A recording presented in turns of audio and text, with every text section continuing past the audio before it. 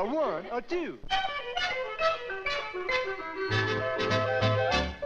Ting-a-ling, ting-a-ling, ting-a-ling, it's the bad humor man.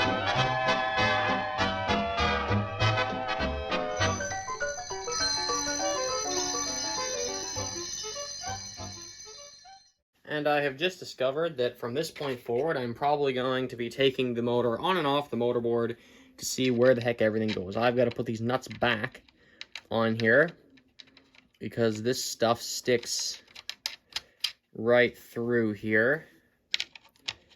And I don't want this whole motor falling off. That'd be a loud thud. It'd probably fall on my foot. And then it'd be a loud yell. Something like that. Okay. So our regulator, if I just back the camera up here, here's the actual regulator part that attaches to the lever there. So this has a hole it sticks in as all this stuff begins to slowly fall over. Oh. Which way does this go in here?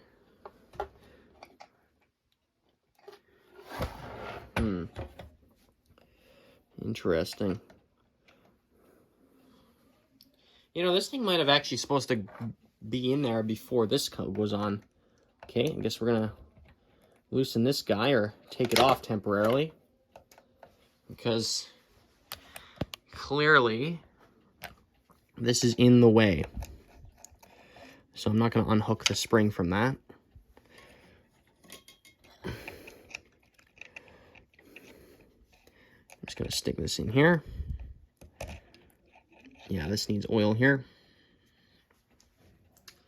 Some of you might be nostalgic by this point watching this if you've been watching since 2019. I hope some of you have. You watched the entire way here. You've gone the whole distance, and here we are. Finally putting it together again. Ah, shoot. That just came unhooked from there. Alright, now we are in motion here. We can now regulate our speed. Terrific. We'll give you guys the satisfaction of watching this thing wind up for the first time here quick, because I want to see how well our speed regulator actually works here. And we're a little bit loose on the motorboard here, so that's why we're rocking around. Oh, let's reuse that. There we go. We can adjust our speed. And I'm going to oil these guys as well, because they're supposed to be oiled, and they are not right now. As I get old hair in the oil, that's always just great. Let's see if we can start her up again.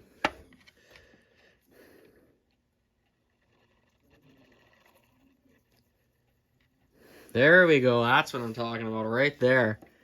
That kind of regulation, where we just kind of dampen these two guys with oil there. Put a bit on the front here again.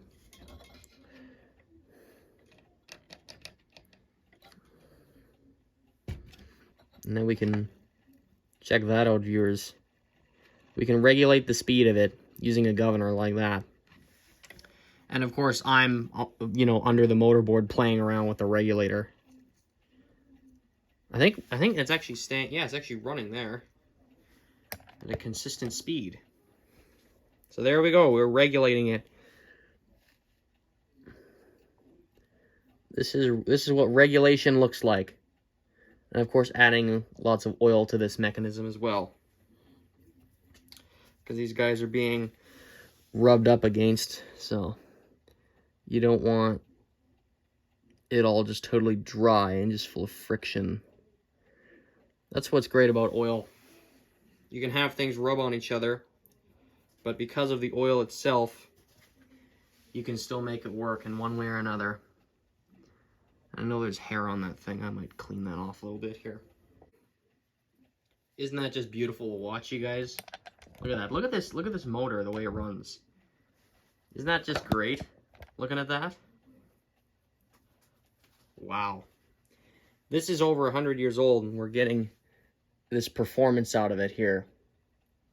Or probably, well, I mean, I've had people tell me this thing's from 1917. People have told me it's from 1914, or maybe I made that up. No, I'm just kidding. I've heard a lot of different things on the age of this motor here.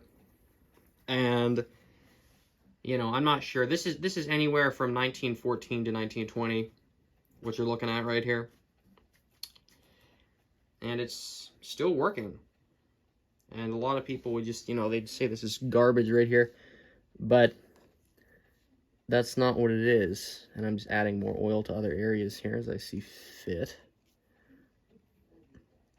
A lot of that worm gear is getting oiled up real nice. And notice how quiet this thing is, hey? Like, it's not making any noise, really. It's a quiet motor.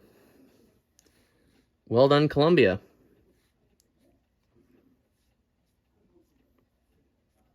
Adding more oil here. Oh, we don't want to weigh it down.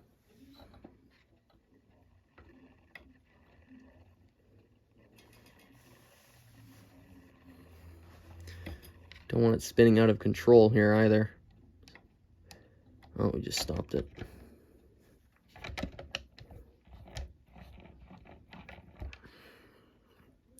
Alright, enough fooling around with the motor for right now. And flip it over. Hopefully it doesn't drain all my oil onto the floor here. And let's get this going up here. Okay. So we've got a regulator to install. Did we install it right?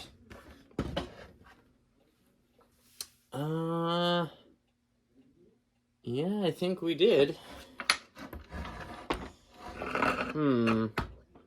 Oops. I don't know how this... Oops. I'm just trying to position this thing on the sawhorse. Actually, this may sound really dumb, viewers, but I actually just realized that the regulator is here and the on and off is over here. So we're gonna... I know I keep switching around. I know this is... You probably have no idea what's going on by this point. Neither do I. No, I'm just kidding. Oh, shoot, as the camera falls over. Yeah, we're going to try and make it work somehow, viewers. Oops. Okay. I believe, if we flip it over again, I believe this goes on here, or something like that.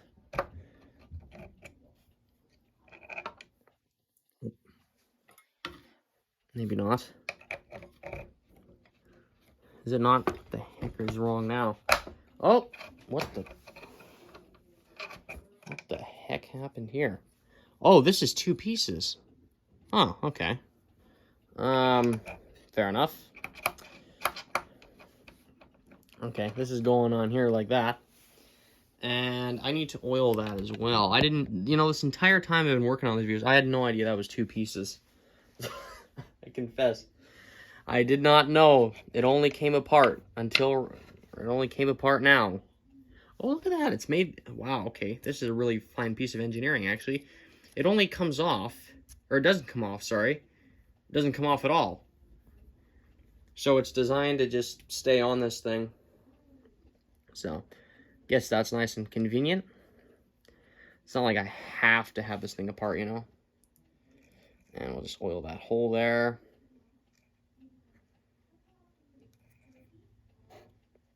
There we go. And stick it in, like so. And there's our on and off switch. Install. Whoa! Why did I do that? I just almost dumped the oil everywhere. That would have been very smart, would it, viewers? Okay.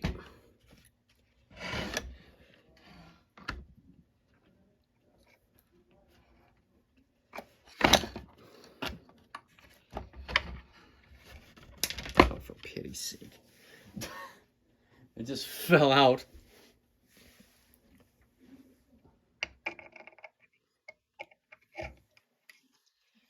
And there's that. All right. We're getting somewhere, viewers. Yeah, at this point, the Columbia would have had to have the motor board at least nearby somehow. Because there's no way you can install any of this stuff without having this near here at this point. And let's see, is there a spring in here or something?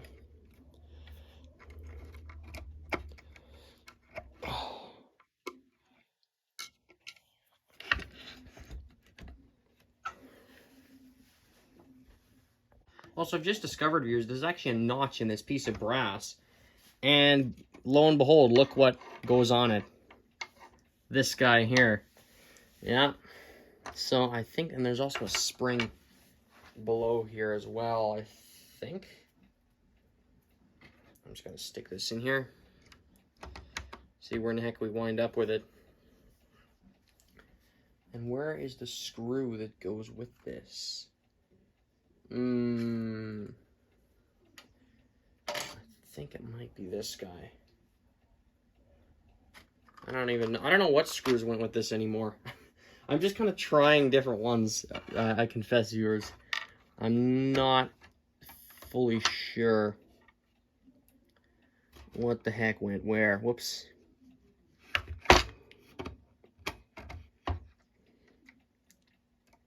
Just try and screw that in. Let's take that spring out of there for a second.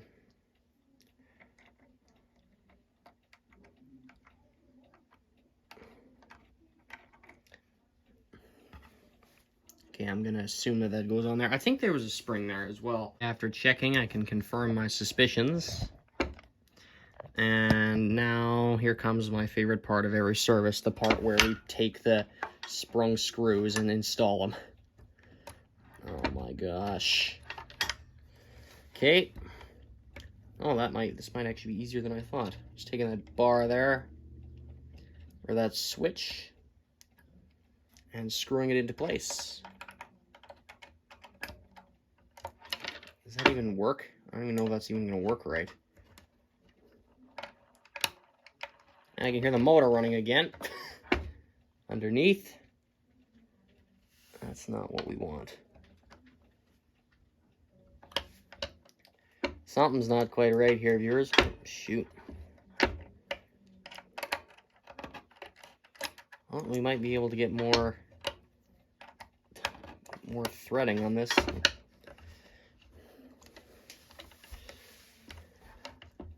It's just hard, right? Because there's that spring there and it's really in your face. Okay. I don't know what's going on. Oh.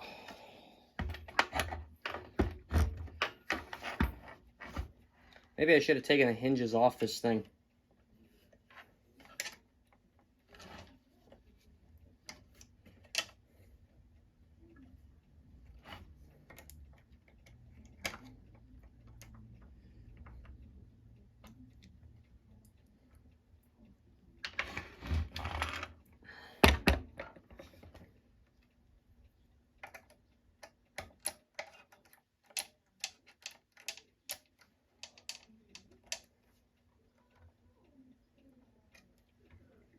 Or it could just be the wrong screw. I have got no clue. Alright, viewers, I confess, I just put the phonograph back together. And as you can see, we are running. And I have greased the gears kind of ever so slightly, just with a popsicle stick. Just kind of taking it and just kind of getting it on the gear teeth as much as I can there. And as for actually getting the unit back together, we'll talk a little bit more about the regulator area specifically in the next part, because that was a gong show. But as for now, you know, put our hinges back together, put our lid stay on, tone arm is back together, tone arm bracket is back on. It was just a lot of nuts and bolts, really, guys. It was not that hard. There wasn't really much to video. It was just kind of, you know, boom, boom, boom, it's all done. And of course, you're probably all asking yourselves, why is the spring barrel doing that kind of jumping motion, or it's known as chugging? It's got a few different names. Why is your spring barrel doing that? Well, it actually has to do with the actual barrel, the in-between little barrel cover thing in there, and the fact that it is not perfectly straight. How do I get it to be perfectly straight, Greg? Well, to be totally honest with you, I'm not sure. The phonograph will run like this, but this thing is not a perfect can shape. It's kind of pushing itself outwards just a little bit. And because of that, it's kind of rubbing up against the gears on either side of it. So it doesn't have a perfect clear path to move on as the machine runs. If that makes any sense, viewers. This thing is not perfectly straight. Like, you can see kind of a bigger gap in between here. Yeah, you can kind of see there's a gap there. This thing was missing screws when I got it. You know, it had a few screws missing, and I'm pretty sure it needs all of its screws to actually be perfectly aligned. So what are you going to do with it, Greg? Well, nothing, I guess, unless I find some replacement screws, but that thing was a hassle to get back together. I think it should be okay like this, you know. It does make that sound every now and then, or it does jump forward every now and then. It's not the worst thing in the world. As you can see, it'll jump forward again. Oh, it's just moving a little bit this time.